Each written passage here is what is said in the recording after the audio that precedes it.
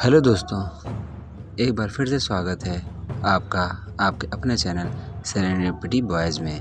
और मैं हूं आपका दोस्त कानपुर वाला अभिषेक मिश्रा। आज लेकर आया हूं आपके लिए एक adventure horror thriller film roar tigers of Sundarban. इसके बारे में बहुत कम लोग जानते हैं।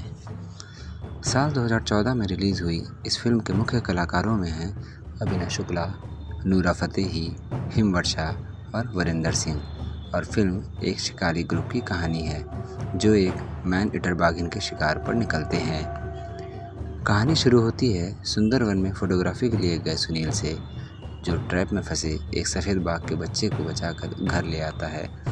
लेकिन फॉरेस्ट ऑफिसर उससे बच्चा लेके वापस जंगल में छोड़ देती है। अपने बच्चे की तलाश में आई बाघिन सुनील को मार देती है और उसकी लाश जंगल में घसीट कर ले जाती है। अपने भाई की मौत से दुखी आर्मी ऑफिसर पंडित सुंदरवन आता है और मैन ईटर बाघिन के बारे में जानकर गुस्से में लाल हो उठता है। वो इस मामले की जांच की मांग उठाता है और बाघिन को ख़त्म करने की बात करता है, जो इंसानों पर अटैक करते करते आदमखोर बन चुकी है। लेकिन फॉरेस्ट ऑफिसर उसकी बात को खारिज कर देती है और बोलती है कि उसका भाई अपनी खुद की गलती की वजह से मरा है और वो जंगल में किसी भी जानवर की हत्या नहीं होने देगी।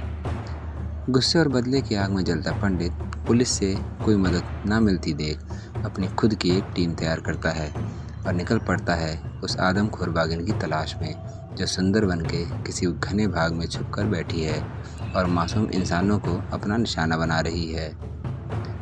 उसकी खोज में उसका साथ देते हैं उसके दोस्त सूफी, चीना, सीजे, कश्मीरे, हीरो और वहीं का स्थानीय निवासी मधु। बाघिन की तलाश में निकले पंडित और उसकी टीम की मुलाकात होती है झुम्पा से, जो उनकी ट्रैकर है और उनको खतरनाक बाघिन तक पहुंचने में मदद करती है। आगे बढ़ने पर झुम्पा को जंगल में एक जगह बाघ के पैरों के निशान मिलते हैं, जिसे देखकर पूरी टीम उसका शिकार करने के लिए जाल बिछाती है। झुम्पा का अंदाज़ा सही निकलता है और बाघिन उनके बनाए जाल में फंस जाती है, लेकिन वो जाल उसे रोक नहीं पाता और सबके देखते देखते वो वहाँ से बचकर निकल जाती है। उनके मंसूबे से अनजान झुम्पा, जो उनको अब तक बाघ पे डॉक्यूमेंट्री फिल्म बनाने वाली टीम समझ रही थी, उनके शिकार करने की बात से नाराज़ हो जाती है और मधु को समझाती है कि उन्हें शिकार करने से रोकना होगा। लेकिन मधु उसकी बातों को नज़रअंदाज कर देता है। मधु से पंडित को पता चलता है कि झुम्पा के पिता और भाई को बाघों ने मार डाला था और उसकी माँ विधवाओं के लिए बनाई गई एक अलग बस्ती में रहती है। ये सुनकर वो उसके लिए खेद प्रकट करता है। आगे जाने पर कश्मीरी की मोटर बोट का इंजन खराब हो जाता है, जिसके लिए मधु उनको सलाह देता है कि आगे जंगल में मधु निकालने वालों का गांव बसा है, जहां पे उन्हें अपनी बोट सही करने के लिए पार्ट्स मिल जाएंगे। उसकी बात सुनकर पूरी टीम गांव रवाना होती है, जबकि इधर फॉरेस्ट ऑफिसर को उनके जंगल में शिकार करने की खबर मिल जाती है और वो भी उनके पीछे उस गांव की तरफ बढ़ती है। गांव वालों से मदद लेकर पूरी टीम अपने आगे के सफ़र पर निकलती है, जहां पानी में बनी भीषण धुंध को देखकर सूफी मधु से उसकी वजह पूछता है।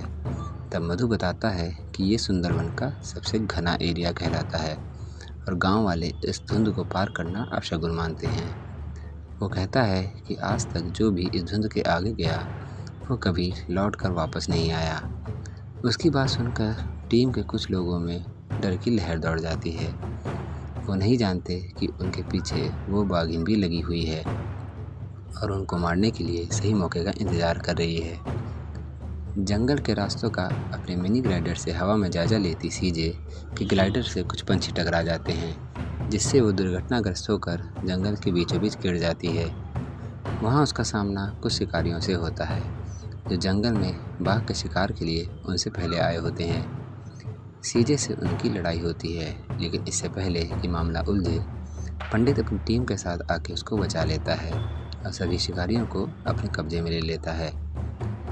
इससे पहले कि कोई कुछ समझ पाए, सीजे बताती है कि उनकी तरफ कुछ बाघों का झुंड एक साथ बढ़ रहा है।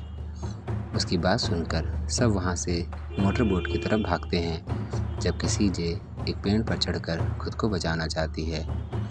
पेड़ पर पहले से बैठे शिकारियों के सरदार भीरा से मदद मांगती सीजे को वो धक्का दे देता है और बेचारी सीजे बाघ का शिकार होकर मारी जाती है। उसकी मौत से टीम के सभी लोग दुखी हो जाते हैं और बदले की भावना लिए बाघिन की तलाश में आगे निकलते हैं। आगे बढ़ते पंडित की मोटर बोट कश्मीरे की बोट से काफ़ी आगे निकल जाती है और कश्मीरे की बोट का इंजन फिर खराब हो जाता है।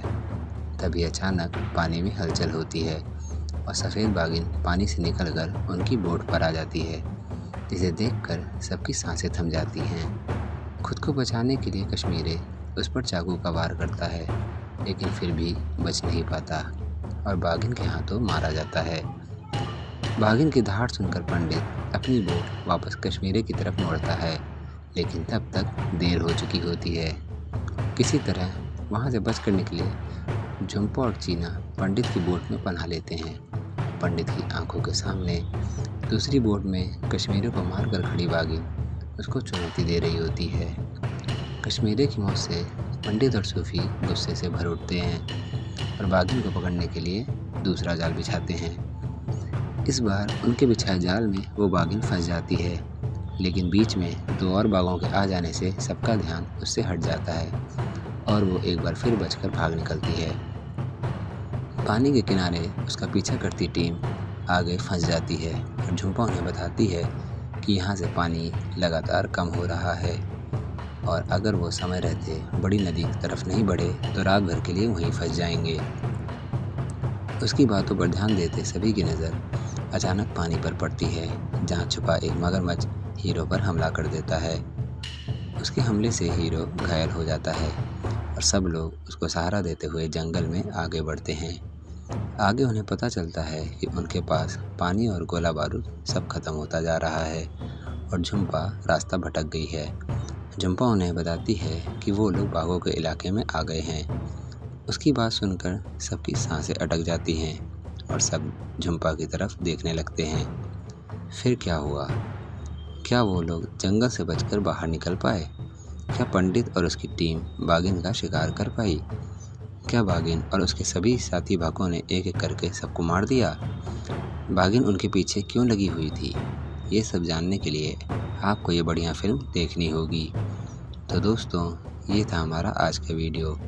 आपको कैसा लगा अपनी राय हमें कमेंट में ज़रूर बताएं और साथ ही अगर वीडियो पसंद आए तो लाइक और चैनल को सब्सक्राइब करें। आज के लिए इतना ही। मिलते हैं अगली वीडियो में एक नई फिल्म के साथ। धन्यवाद।